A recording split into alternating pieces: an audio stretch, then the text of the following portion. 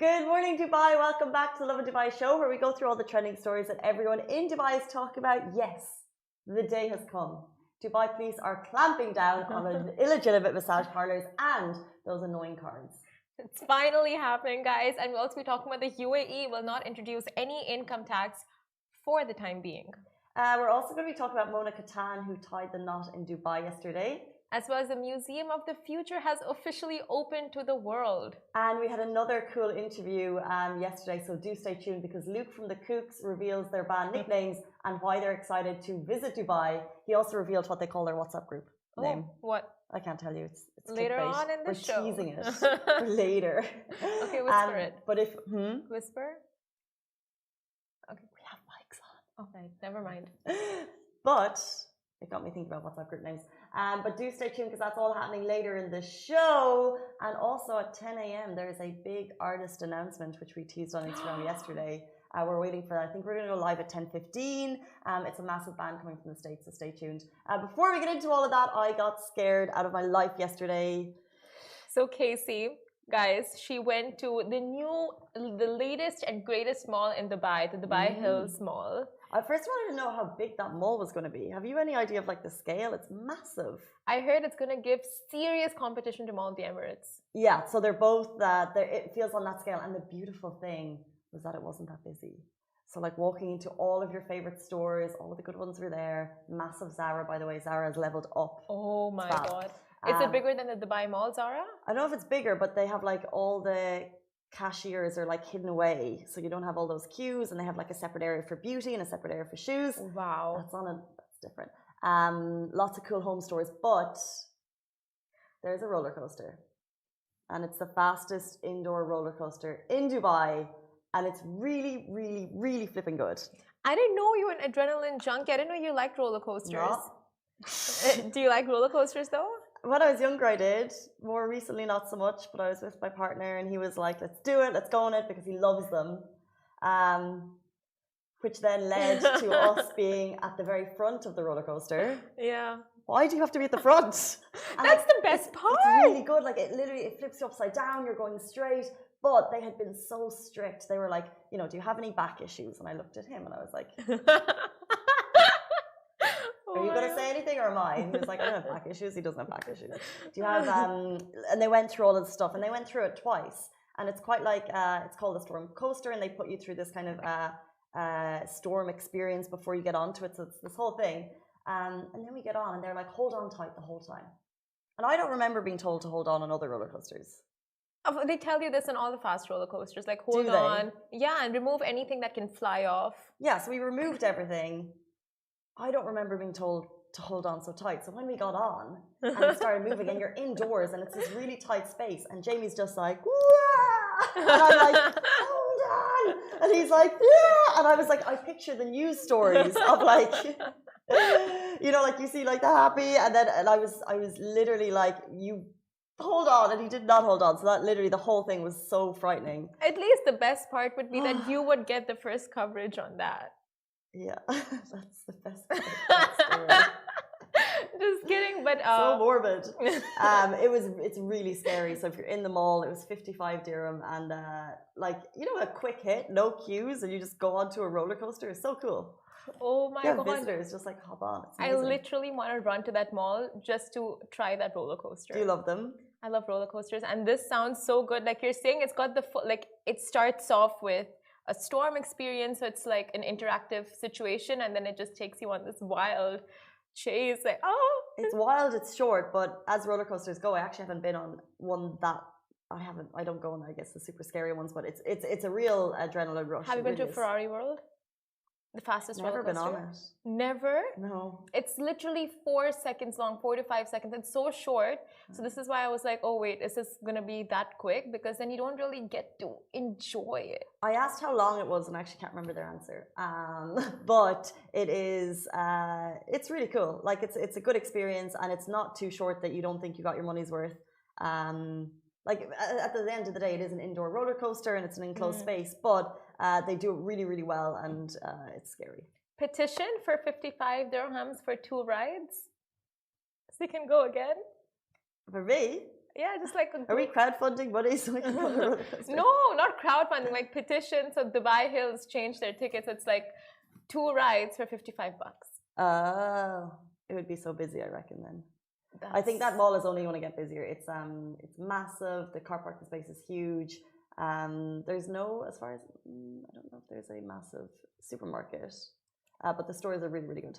Now Dubai Hills is so fancy. Now they have a fancy mall beside them. Oh my God, their lives have just leveled up to something else. And so have the lives of Dubai residents, because Dubai police are clamping down on illegitimate massage parlors and those annoying cards on the street. So Dubai is waving a massive goodbye and see you later to all the massage parlors and the cards after Dubai police announced that they're cracking down on any unlicensed massage parlors. They said that these parlors are unsafe, they're punishable by law, and they pose a serious threat to whoever seeks their scheming and risky services, and that's the word from the top. Oh, okay. So Brigadier Jamal Salim Al-Jalab, Director of General Department of Criminal Investigations, confirmed that Dubai Police had intensified its efforts to raise public awareness of the centers of harmful activities and track down locations and operators of these unlicensed businesses, as well as to arrest distributors of massage cards on vehicles. He said not only do such cards promote illegal businesses, but also contain incident pictures that violate public morals. Now, we are putting an end to this uncivilized phenomenon that causes hazards to motorists and pollutes our beautiful streets. Now, that's what the brigadier added.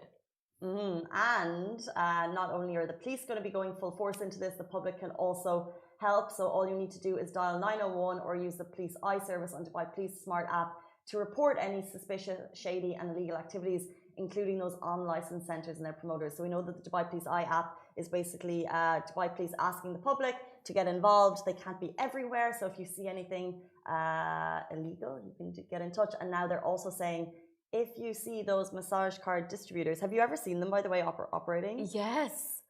I mean, okay, I've seen them once, but that's only after the awareness was brought to it by Love in Dubai. But in real life, I can't. Were they like a machine nearly? Ninjas, like at first, Ninjas. it's like I saw the cards falling on the road. I'm just like, oh, where is it coming from? And then I see, like, they're just like from very slick. They take it from their side bags and they just like fanny packs and they just like, throw it all around. It's crazy how quick they are. And it's like, and it's through specific areas. I've lived in Barsha, I've lived in Marina, and they just cover the floor like a blanket. I've never driven a car. I've never owned a car, but like your car would be covered in the windows.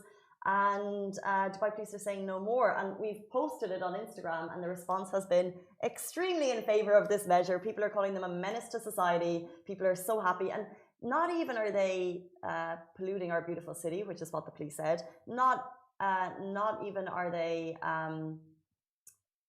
going to pose a threat to society. It was also someone brought up before that awkward question your kids are asking, like, what's this, like, that's not okay. Don't look at it, because it's gross and it's on the floor and you have to have that conversation with your kids. Like, that's not a part of that's so true. Never thought about it that way. Harmonious society that we live in. I mean, but that's what you call learning, no? Like, they have to learn about this at some point. Yeah, but is that the time with these cards? Like, the thing is, like, that's not I disagree that's I the guess, way those yeah. conversations need to start, like 100% conversation that everything needs to happen at some point, but I don't think it's through like a dirty massage parlor. Did you ever have that conversation with your parents, like, where do kids come from? I don't remember it, to be honest. Did you? I'm sure I asked, and my mom is like, test tube babies. Have you heard of that? I'm like, for the longest, I'm like, test tube babies, test tube babies. So you thought that there was like a factory? I just thought like parents come together. Like I thought of it in a very scientific way from a young age, like parents, and then DNAs are mixed, and then they put it in like all those things. But test tube babies were my test tube babies is so cute. Until what age? I think until I was a teenager, and then I was taken into the world of biology and explained how birth and reproduction works. That's when my eyes open and I'm like, Mom, you are a Interesting. And what was her response? She's like, no, it's a thing. It's actually a thing. I'm like, it is unless a thing. You weren't conceived naturally. There's that. Test tube babies are a thing though. Yeah, exactly. Yeah. So I'm like, they are a thing if you weren't conceived naturally. Yeah. So she didn't lie. Well, maybe you weren't conceived naturally. So she's like, you asked where do babies come from. You didn't ask which all ways. So she just gave one of the ways. Very technical. Smart mom. I don't remember asking that question, but I know a lot of people do. But coming back to the cards, it's crazy. Like they put, like you said, they put it in the window, so it goes in, and sometimes it jams the window, spoils the cars, and as Casey said, it pollutes the streets. It's a whole ruckus. And it's been ongoing for so long in loads of areas across Dubai. So not only are they going to arrest the people doing it, they're going to actually track down the centres where this stuff happens. They're going to clamp down on illegal, illegitimate parlours. So of course, any licensed parlour needs to have a license with the DED. Otherwise, they're going to be shut down. So, which will be interesting to see when places start getting shut down, because I think it'll be noticeable on specific street fronts. But let's see. Most of these massage parlors are hidden within buildings, like in apartments here and there. Why are you looking at me like? How do you know that? I just know things. Well, I've always wondered. I'm like, I literally look at them and like, so is this really a thing? Like, where is it? Is it like this massive warehouse somewhere? I don't know. Okay, so once we actually called one, and they're very shady. And just like they are. Okay, that's what we called one for investigative journalism. Exactly, for investigative purposes, guys. Not because I wanted a massage. Anyway, guys, moving on to our next story. The UAE will not introduce any income tax for the time being. Now, shortly after news broke that the UAE will introduce a federal corporate tax of 9% on business profits that will be effective for a financial year starting June 1st, 2023 onwards, residents couldn't help but ponder if income tax was on the cards for them as well. Now, precisely 3 weeks after the announcement, Dr. Thani Al-Zayudi, Minister of State for Foreign Trade, clarified to Gulf News in an exclusive interview that income tax is not at the table at all for now. Now, although Dr. Zayudi's statement did help to elucidate the matter on income tax and the fact that it will not be imposed for the time being, it also revealed that it may be a potential move, but in the distant future. Don't say that to me. Distant future.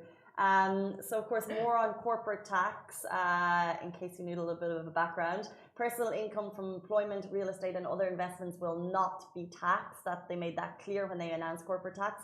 And no corporate tax will apply on personal income from employment, and like we were saying, real estate and other investments, or on any other income earned by individuals that does not arise from a business or other form of commercial activity licensed or otherwise permitted to be undertaken in the UAE.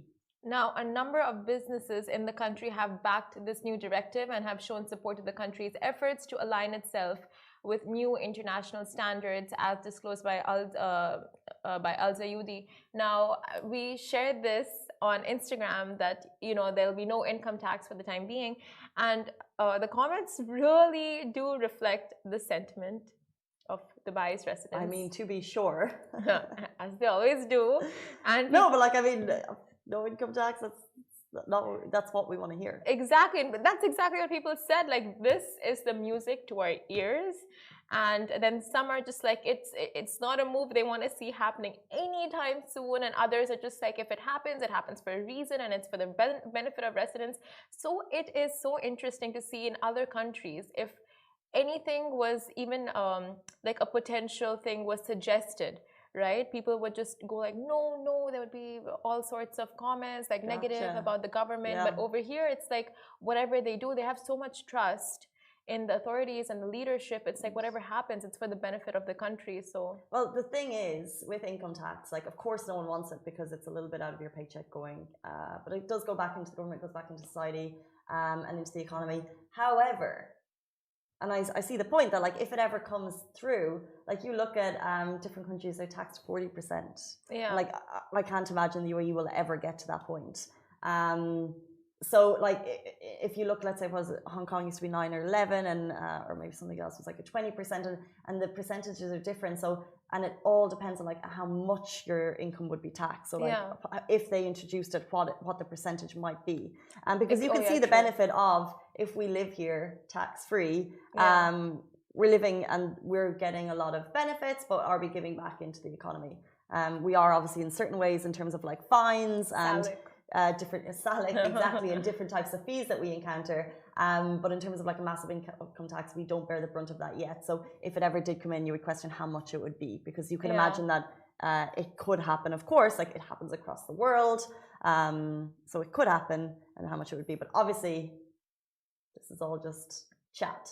There's no, and by that time, we might even be living in Mars. Who's to say? Or on the Mars, like, thing that they're doing out in the desert somewhere. Oh, exactly. Same. Speaking of new heights, we have big news. Mona Kattan tied the knot in Dubai yesterday. Wedding bells are in the air. And first of all, a massive thanks to Mona, who shared everything on her stories so we could live vicariously through the wedding, because it looked absolutely stunning. It looked fab. Now, Mona Kattan said, I do not like that, but I do to Boo Hassan Al Amin, and they're holding a spectacular wedding ceremony at Raffles the Palm. Interesting about Raffles the Palm, because they also hosted Caroline Stanbury's wedding only a few months ago. And the setup was unreal. And like she really, if you want to go into the stories, we have some photos if you're watching on the full show right now.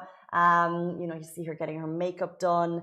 You see the dress. Like she really just, and I love that, because sometimes people kind of hold back and you don't kind of see the whole thing, but you saw the whole before, and so beautiful in terms of like the flowers, and it looked quite intimate. It wasn't like a massive gathering, and it looked really like there was just like a lot of love, you know, like there was like the cute cake sharing moment. She like this cake, and there's lots of kisses, and it looked like a small intimate ceremony that was absolutely stunning.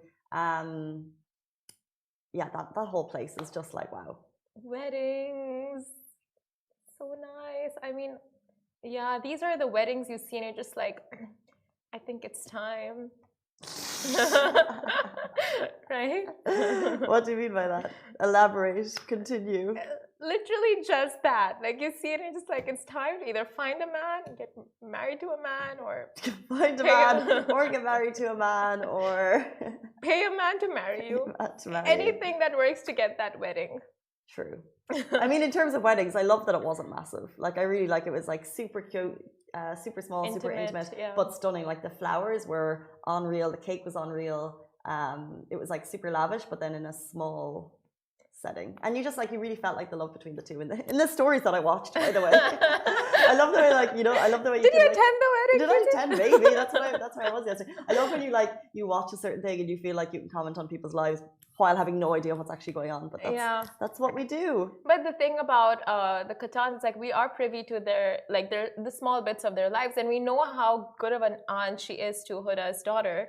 So it's just like, and now she's going to be starting a family and all those things. So it's just interesting to see how things are, you know, like just going on the journey with them.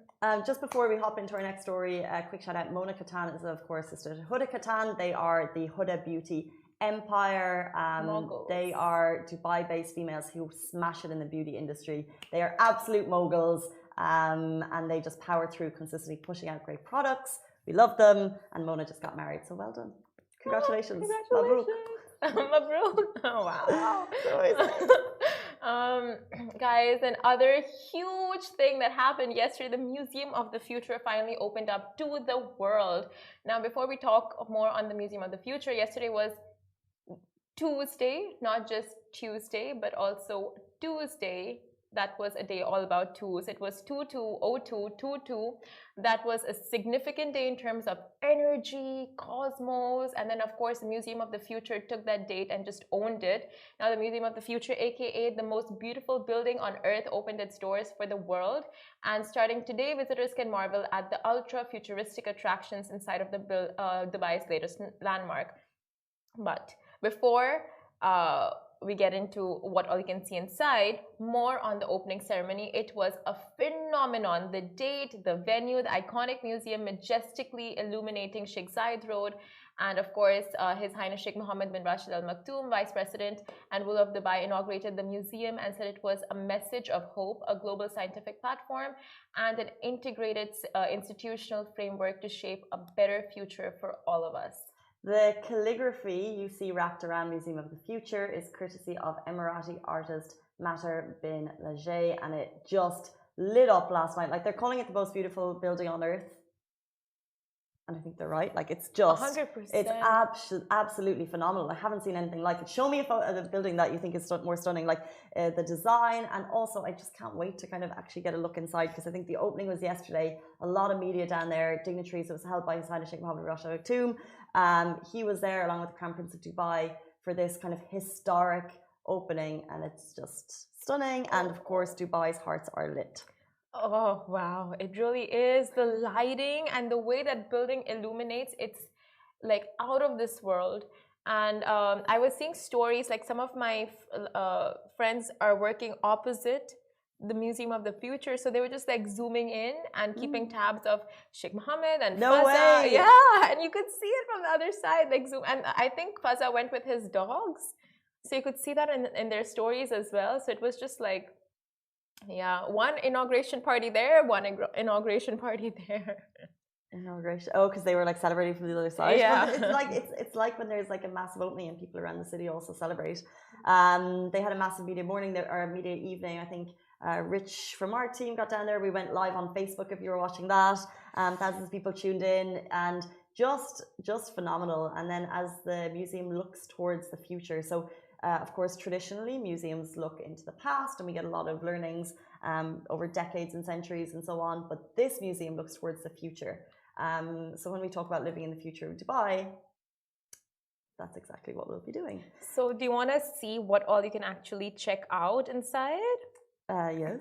Okay, so there is a new moon that you can be checking out. Oh. Quite cool. New explorers, a digital Amazon. Amazing. Tell me more. Okay, you want me to tell you more? Yeah. Okay, so it's literally like the recreation of the Amazon rainforest, but with mixed reality, and it's an interplay of hundreds of species and observed details invisible to the naked eye. So anything you really can't see, it's like it just gets amplified. And yeah, the whole experience. I actually just want to go there just for the Amazon rainforest. The whole our DMs were just flooded with your DMs last night, just from people sharing it, which is so cool, because I love when you get kind of, you have the, I guess, the kind of traditional media who are there and the royals, but then also you have like all of the people just enjoying the spectacle from outside, because the light show was just phenomenal. We didn't see the building open, by the way, so I think we can digest from that the video that went viral before the weekend was in fact CGI and not real. That's what we figured out from that. Okay, so it was so realistic, but did you know instantly that it was CGI, or did it? No, because there's the one video. Well, personally, there's that one video that just shows it, and it looks like it's from a set point. So you're like, whatever. But then there's a really cool video of someone's feet walking. Oh. And then it goes up, and then it happens. But it's a really perfect like foot walking video. You know, so it looks like someone's like walking out, and then they see it. So that video kind of made me question it. Oh, Dubai's publicity is just on another level. That is it for us on the Love in Dubai show this morning. I'm away on my hollybops. I'm going to Georgia skiing. Shoop, shoop. And good luck for Step today, guys. Oh, thank you very much. If anyone's going to Step, Casey's going to be on the panel. I'll be on the digital stage at 2 p.m. If you're going, say hi. So Simran and Shahir will be running the show for the next while. I'll miss everyone, but stay tuned, because right now we're going to be joined with Luke from the Kooks. Woo! Oh. Favorite band. They reveal their band nicknames and why they're excited to visit Dubai. Okay,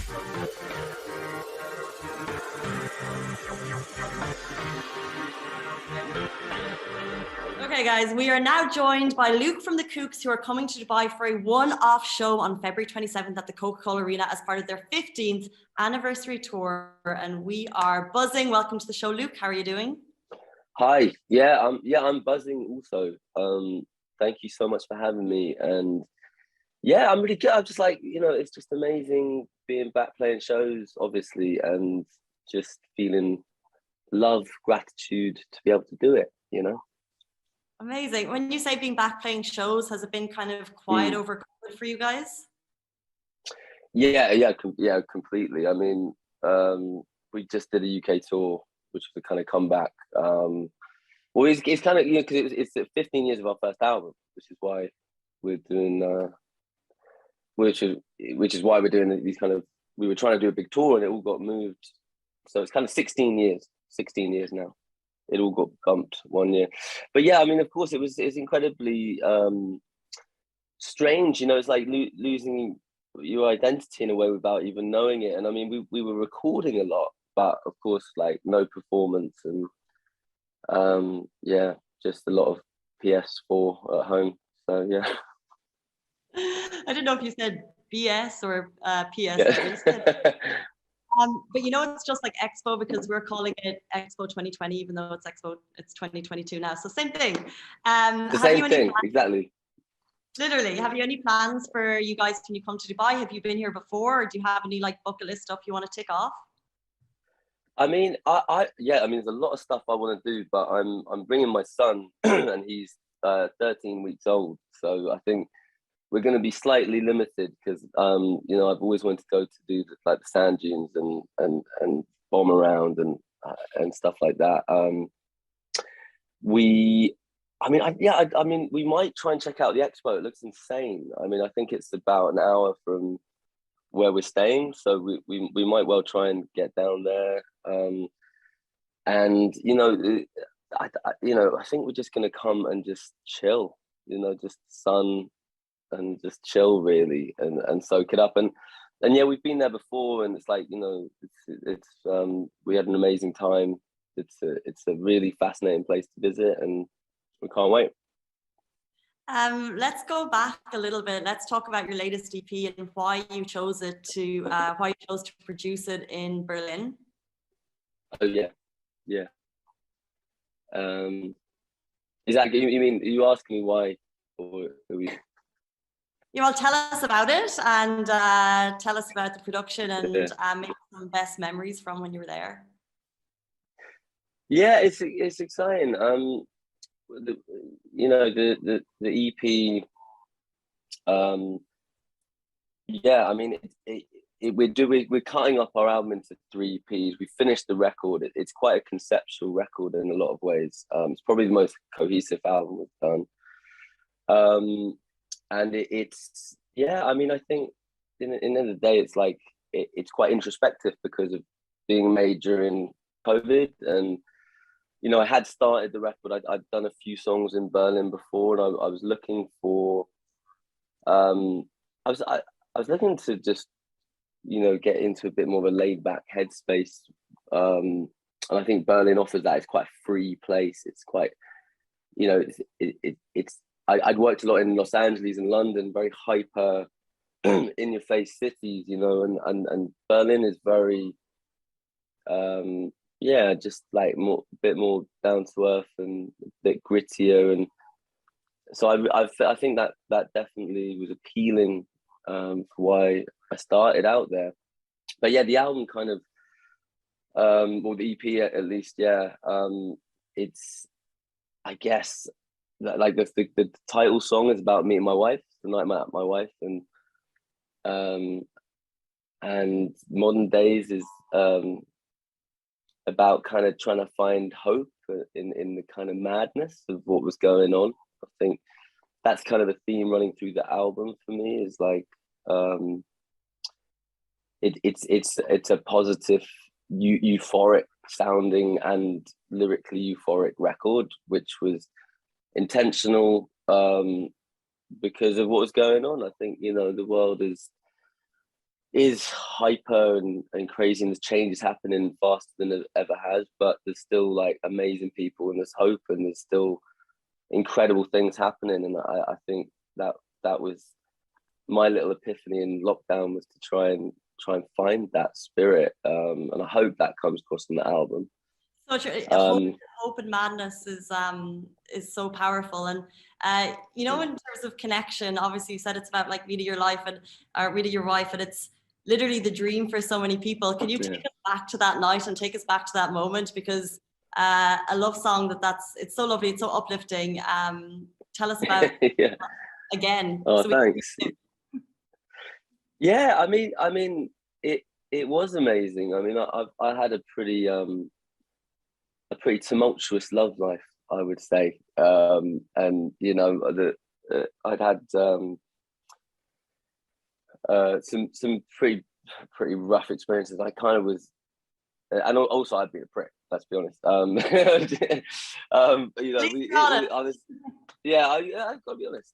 So you know, I think I'd sort of gotten into the headspace that like I was very cynical. I didn't really wasn't maybe really feeling like I was looking for anything like that. And then I was walking through Soho, past one of my favorite pubs, and I met Ellie, you know, and she and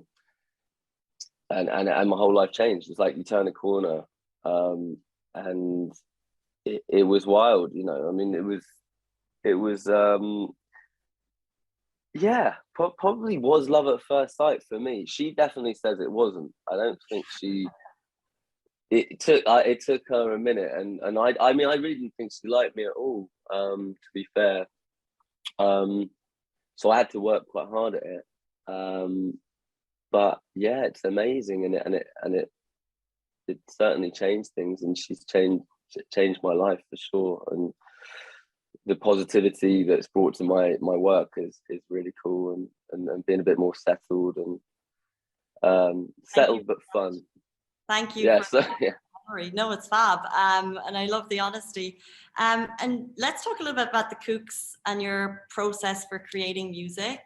Like, what are you guys like? Is it very organic and natural, or is it kind of a sit down, we need to get this done? How does it work? Yeah, it's I mean, it's evolved over the years, the way that we work, and I think that's a very good thing. I think, you know, the band has never sat in one corner, but we're definitely instinctual and more about vibe than being methodical. With you know, so that's where, like, on our early albums, like with Tony Hoffer, it was great to have someone who's very methodical and incredibly kind of, I mean this in the best way, but he's very nerdy guy, knows everything about, you know, 70s synths and you know, blah blah blah. Knows what works, knows what mics, where to put them and stuff like that. But I mean, as a band, we've always been quite like, you know, it's just capture a moment, capture a feeling, and that's never changed. And so, you know, I on this new album, I kind of went back a little bit to how I was working on the fourth album, Listen, whereby with my lyrics and my singing, like, I really was everything's sort of first, second take, you know, it's like not overthinking it. And it was quite DIY, this one, you know. I mean, some of it was made, I mean, sorry I'm so dark here, but it's like I'm in my sort of like spare room, which is now like a little baby room, but it's it's like it's basically, I mean, me and Hugh and Toby wrote Jesse James in here, and I did it on my laptop, you know. And I really found that was a big difference on this album, was like I really like embraced the laptop, where I've usually been like, okay, I want like my old guitars, you know, like my 47 Parlour guitar, and that would be me. But now, with the time in lockdown, I really like spent a lot of hours like working on music production, and that was different for me personally. And so it became a little more DIY. That's so interesting. You know, when I was about to introduce you, I was going to call you the Kooks, and then I was like, and here are the Kooks, and I'm going to be talking to the Kooks. But do you guys have a little name for yourselves? Like, do you have like a WhatsApp group name that you call yourself, or if you have a WhatsApp group name, what is it? Oh, do you mean for each other or for the band? Well, I feel like I'm sure you have a group with just the three of you. So what would We it be do. It's just called the Kooks chat. That's so embarrassing. I'm sorry, we're so boring. We've got some very odd nicknames for each other. Mine's Nick. They call me Nick, and I mean, there's literally no reason. They find it hilarious. I just call me Nick. My name's Luke. I mean, I don't really get that. I guess it's funny. It's kind of like, you know, when people name their dogs like really normal human names. They're the best dog names ever. Yeah, which is, I do think that. So maybe they just think of me as a dog. As soon as you said that, I thought of Kevin and Brian. And do the other guys have nicknames? Al is called Rubik's. Alexis, the drummer's called Rubik's because he is so complex. He's like a Rubik's cube.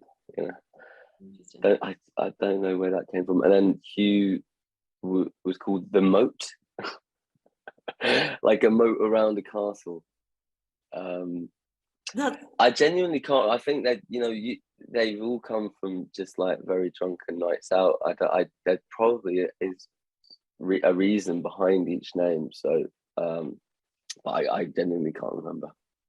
Well, they sound quite complex, and then there's Nick. But thank you so much for that. I have a sinking feeling that our time is running out. So before you have to leave us, quick question: do you have any band superstitions? Superstitions or routines that you want to follow? Not really. But I think I should start them. You know what I mean? Like sort of like tennis players that have to wear like the same sock every time they play. Or you have like maybe this is what I've been doing wrong with all these years, you know. Well, we do actually. We have a new ritual, which is dancing to that song Tequila, and we do a shot of tequila. But no, yeah. Again, I'm sorry to disappoint. No.